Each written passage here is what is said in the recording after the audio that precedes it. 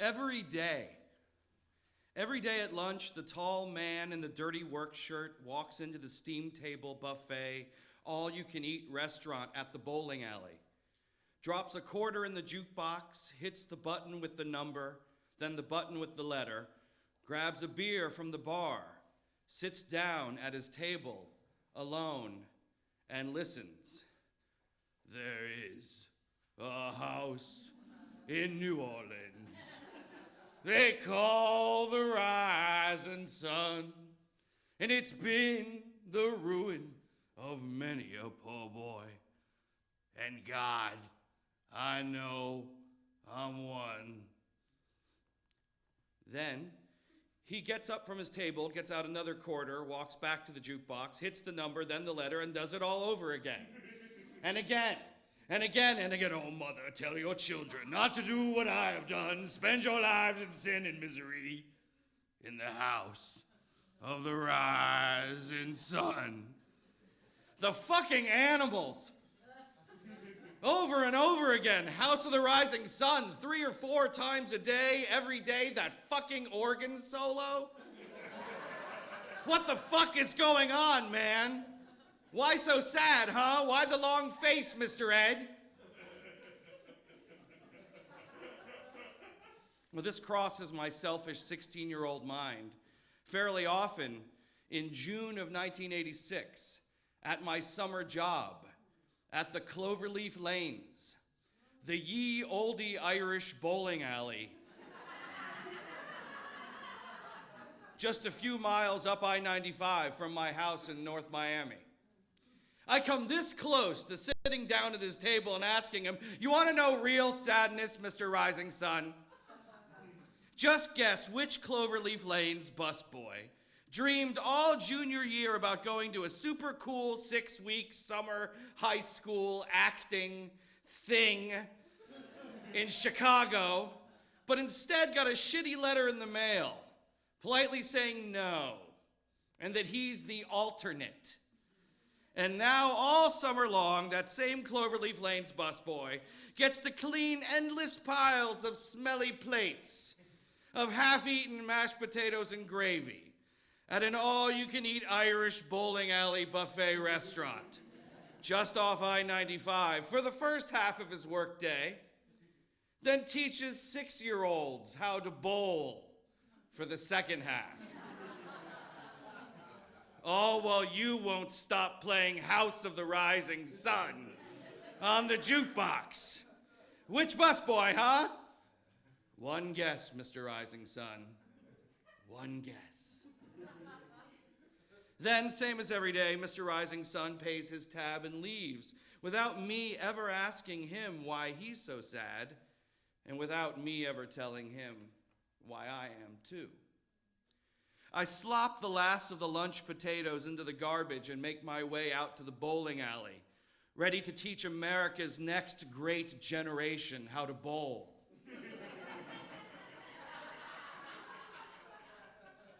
I've never taught anything to anybody before, ever. But besides, how hard can it possibly be to teach 26-year-old kids how to bowl? So far, 3 weeks, smooth bowling. And all I do is bend down for 1 second to help one little bowler girl tie her adorable little bowler girl shoelaces. I turn my back for 1 minute.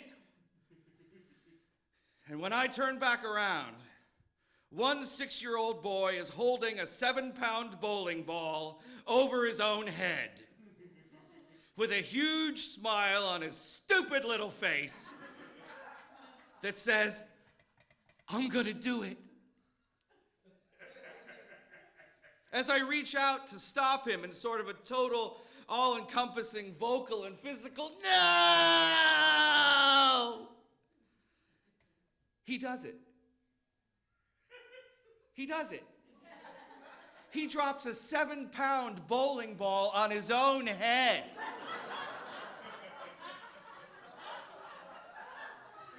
And he's out.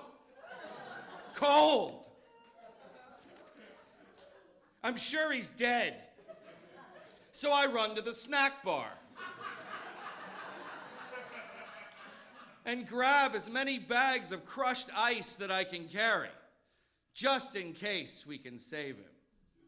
Because I decide right at that moment, no stupid 6-year-old kid at my bowling alley summer job is gonna die on my watch.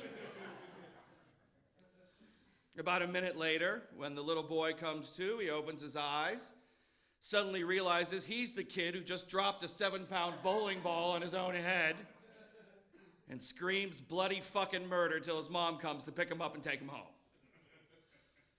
Now later that afternoon, driving home from the Cloverleaf Lanes in my 1971 Mercury Comet that used to belong to my Uncle John, the trumpet player, driving home from the abbreviated bowling clinic that almost ended in child murder,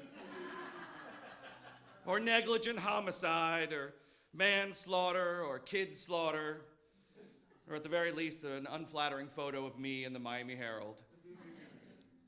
Driving home, I'm starting to think a career in bowling, or bowling education, or any education, for that matter, may not be in the cards for me. That evening, in the middle of dinner with my mom, the phone rings. I'm sure it's the bowling police. My mother answers, listens for a moment, holds the phone out in my direction and says dispassionately with a suspicious look in her eyes, "It's for you. It's that acting program in Evanston, Illinois." Then I hear, "Hi, Keith, hi. This is such and such at the National High School Institute at Northwestern University, and, well, it seems that one young man has unfortunately come down with quite a nasty case of red, scarlet, typhoid, dengue river fever, and won't be joining us. And since you're the alternate, if you'd still like to come to the acting program, we'd love to have you for the summer. Feel free to take an hour or so to decide and call us back, okay?" Okay. I hang up and sit back down to dinner with Mom. We barely look at each other, and we don't say a word. We both know it's going to cost my parents a little chunk of money to send me, and I'm scared. I don't want her to feel bad if they can't afford it, but I want to go so bad. I don't know what's going to happen, but I do know I want something to happen, something to save me from a summer of mashed potatoes, bowling, and murder. I take an introspective ride on my bike around the block a few times to clear my even more garbled than usual adolescent brain. When I walk back in the house, my mom's still at the dinner table. She pauses for a moment, turns to me and says, "Okay, you can go spend the summer in Chicago, if you still want." I clear these dirty dishes quicker than I ever did the ones at the bowling alley. Say the biggest "thanks, Mom" either of us can ever recall, then call them back and tell them I'll be there. And something really happened. And I get to have that summer, the summer on Lake Michigan, the summer when they called us all cherubs because every cheerful morning over breakfast, they'd read to us from a book of poetry called The Cheerful Cherub. It's the summer of Greek tragedies and second cities, movement classes in Bertolt Brecht, and Dr. Frankenfurter, and both Joseph and his amazing Technicolor Dreamcoat. It's the summer of nail guns and bunk beds, Trojan Wars and glass menageries, sewing machines and stand-up comedy with jokes like, "We were so poor." Love awesome. At Christmas time, we'd all gather around to decorate the branch. It's the summer when 11 years of Catholic school are almost completely undone in less than 45 minutes. by a tiny little one-act play by David Mamet called Sister Mary Ignatius Explains It All for You, starring my acting teacher that summer, Laura Innes, who would eventually go on to save countless fictional lives, despite her pronounced fictional limp on television's hit medical drama, ER.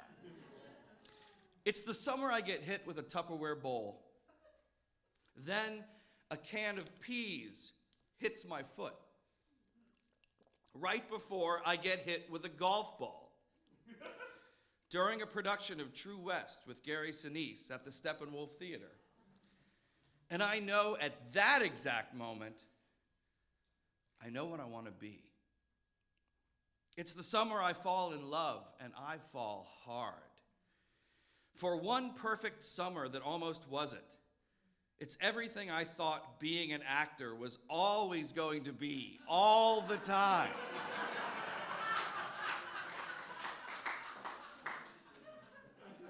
And kind of would never exactly be again. Like a murky silhouette of something perfect from a decade before the last that was almost never really there. But you're so grateful it really was, even if only for the most fleeting of moments. And on one of those days when I'm at a Toyota audition, at a strip mall in the Valley, with a permanent sign out front that says no actor parking.